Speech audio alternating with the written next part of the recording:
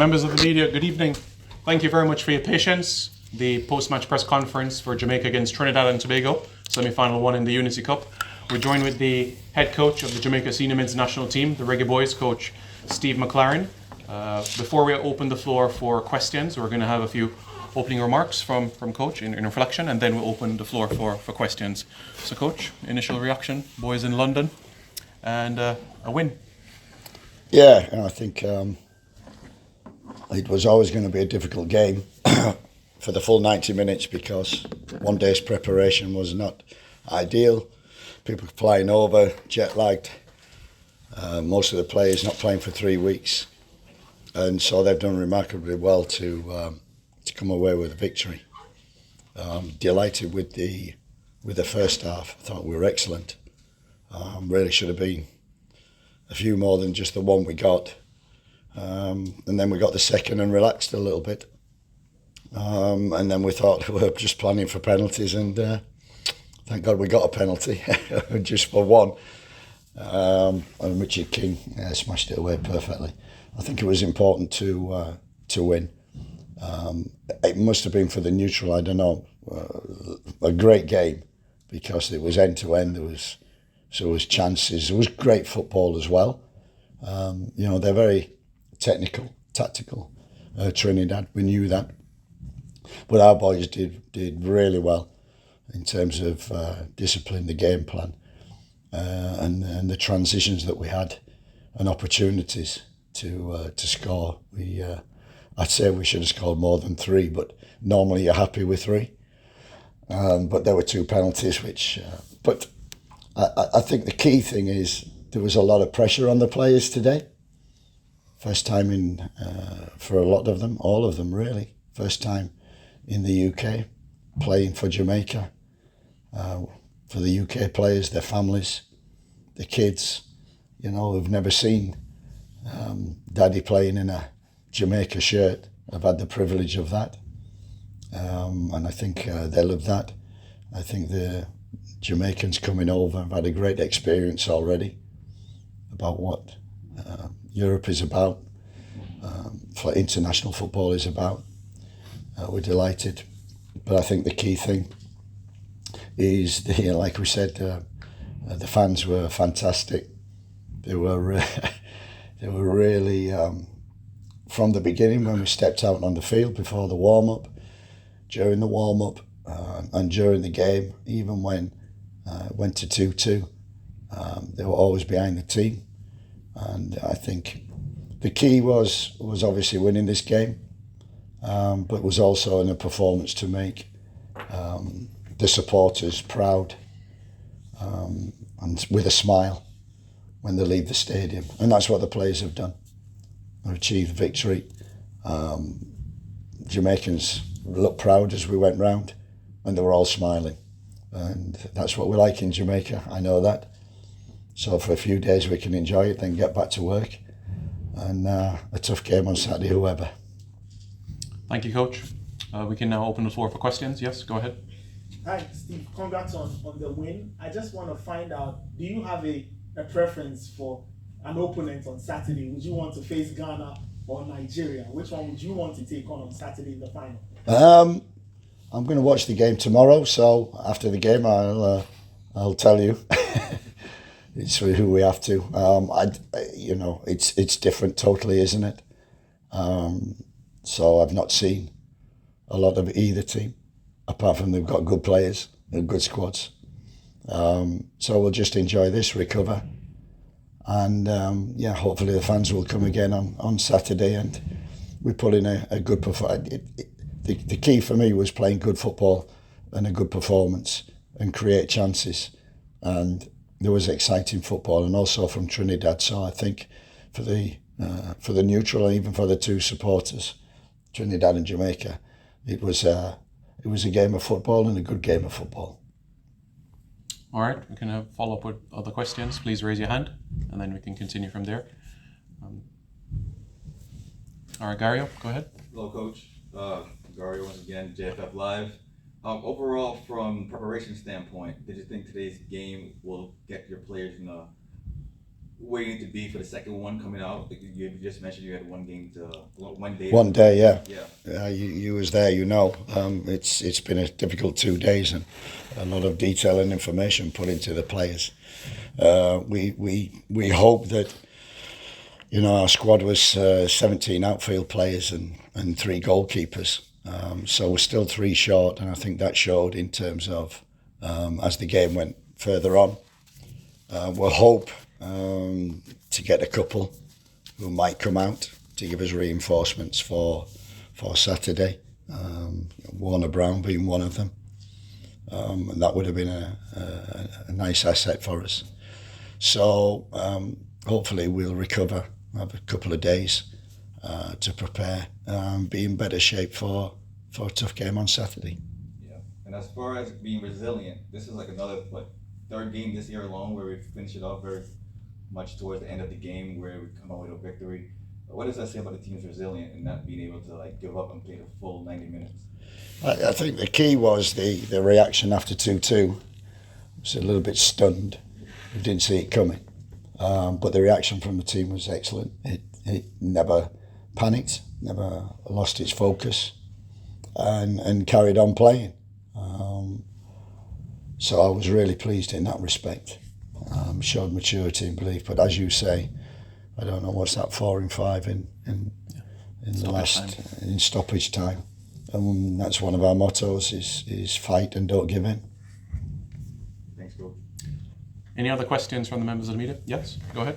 Hi Steve, Michelle Schwager-Vattel from Olympics.com. Congratulations on the win. When you're watching the game tomorrow, what exactly are you going to be looking for? Is it going to be more a sense of getting an idea of their tactics or looking at the strongest players on the pitch? Bit of both. I think it's, you know, obviously formation. You know, saying that we expected Trinidad to play with a 3-5-2 and the surprises with a 4-3-3 and even a change second half. So we adapted really well.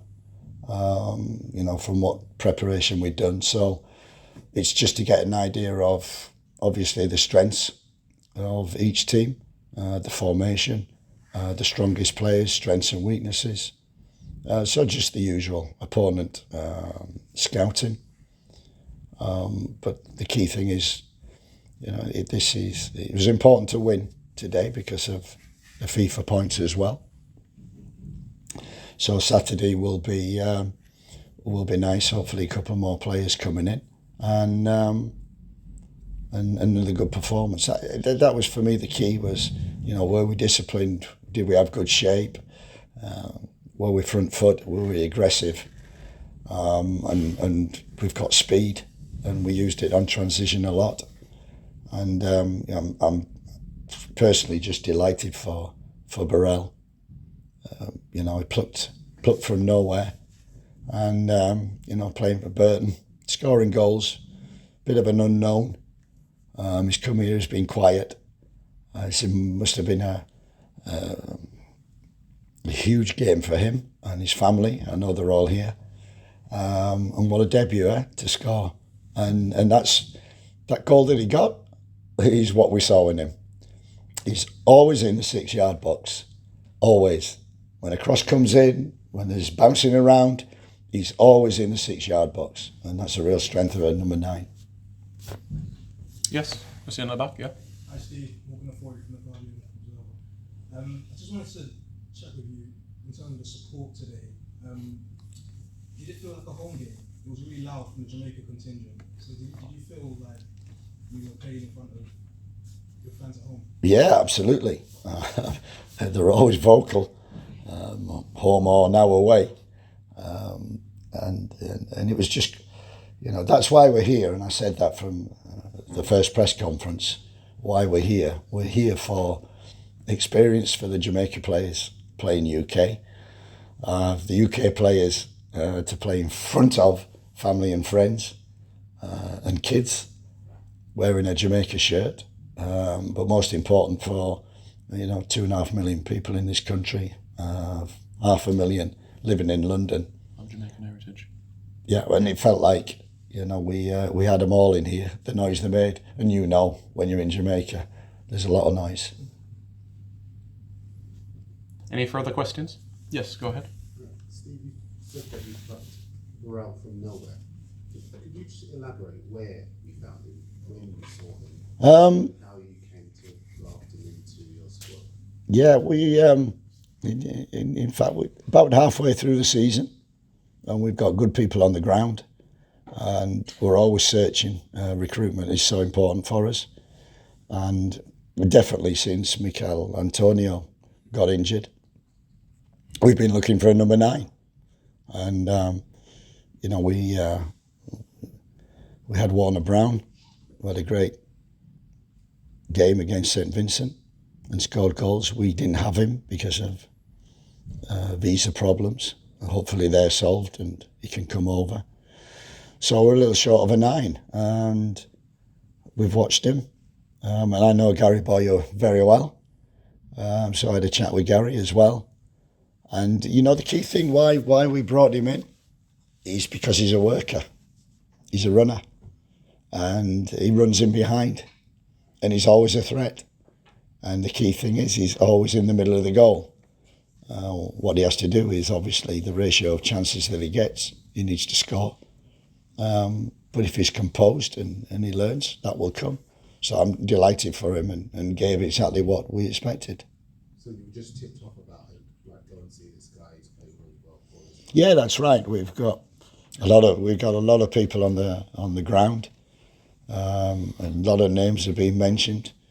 And we just saw him, watched him a lot on Y Scout, followed him from half the season on, and he kept scoring goals. But as I said, in this team we got to run, and he can run, and he's a pest. He'll run behind and he'll close down, and I liked his discipline as well in terms of his shape. So what a great night for him and his family. Just one more from you. Is there another level he could go to in club football? Yeah, absolutely. Well, that's up to him and that's up to other people. But you know club football, so you've been in European football. Are there levels you could go up? You talked about Mikel Antonio. Mikel Antonio went from Non-league. Richard to play Premier League. West Ham in Europe. Yeah. What other levels? I think what we sometimes do and in football is look at the instant and don't look at the late developers. And we've looked at quite a few of them late developers playing in the Championship, First Division, Second Division even. Not so much the Premier League because we know the quality, but it's up to him. And what you get tested. So he's coming to Burton, he's been thrown in there, and he's had a great season and scored 11 goals, I think. And now he's made his debut here, so that has put him in a higher profile. Now, can he step up? And what players tend to do, it's like Richard King, who's got a lot of attention in Europe, in the UK. And I've been saying, banging the drum forever, I say that boy can step up to whatever level he's put in. At the moment, he needs to get off the island and he needs to play in a better competition. But I think, and I've included him the last 2 games, he was excellent against the US when he came on. So, and I've told every scout in England that they need to take Richard King. Because he might not be now, but he will be, because that boy's got everything. He's got everything, and he plays to the level that he's in. So if he jumps up and plays in the UK and more intensity, First Division Championship, in time he will adapt to that. So Richard King, he needs time, but I would, if I was at a football club, I would take him because I think he can be a real asset in terms of he can defend, he's quick. When he wants to be, he can play to the level, whatever. And I just hope that someone takes a chance on him. Members of the media, thank you very much for your time. We appreciate it, and see you on Saturday. Thank you, Jeff.